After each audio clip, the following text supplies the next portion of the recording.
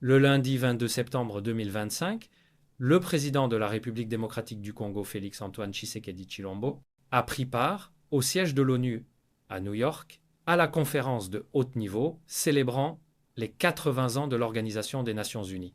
Invitant plusieurs chefs d'État à rencontres exceptionnelles, le secrétaire général Antonio Guterres a souligné les défis majeurs auxquels est confronté un monde profondément divisé et insisté sur la nécessité d'unité et de coopération internationale. L'héritage des fondateurs de l'ONU est appel à l'unité. Dans son allocution, Antonio Guterres a rappelé que les premiers fonctionnaires onusiennes S, loin d'être des idéalistes, détachés de la réalité, avaient vécu la guerre et compris que la quête de paix est à la fois courageux et pragmatique. En rebâtissant l'Organisation des Nations Unies, ils ont créé quelque chose d'extraordinaire. Un lieu où les nations, grands et petites, pouvaient se rassembler pour résoudre des problèmes qu'un pays ne peut seul. A-t-il expliqué. Des principes plus que jamais mis à l'œuvre. 80 ans après sa création, l'Organisation des Nations Unies est confrontée à des défis sans précédent.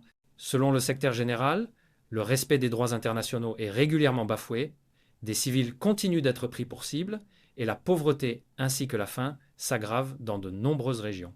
Il a également souligné le ralentissement des progrès dans la réalisation des objectifs de développement durable OFF, appelant les nations à renouveler leur engagement collectif. Une rencontre bilatérale entre Tshisekedi et Guterres, tête à tête. Après la conférence, le président Félix Tshisekedi a eu un tête-à-tête avec Antonio Guterres dans les bureaux du siège de l'ONU.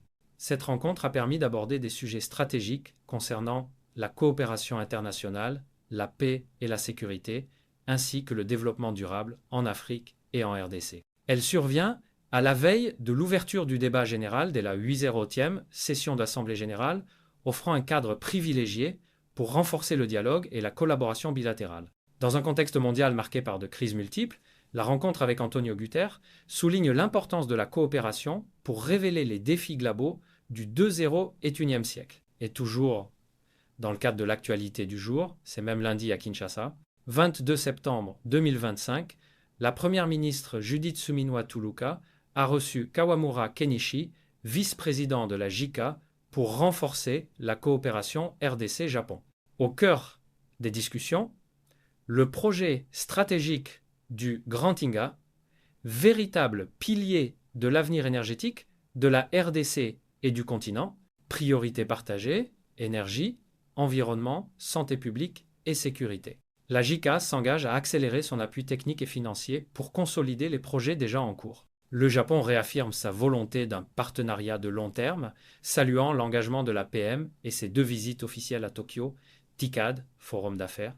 Cette dynamique s'inscrit dans la vision du PAG 2024 à 2028, transformer structurellement l'économie et améliorer les conditions de vie des Congolais. Le gouvernement suminois confirme que le Japon demeure un partenaire stratégique aux côtés de la RDC pour bâtir un avenir énergétique, économique et social solide au cœur de l'Afrique.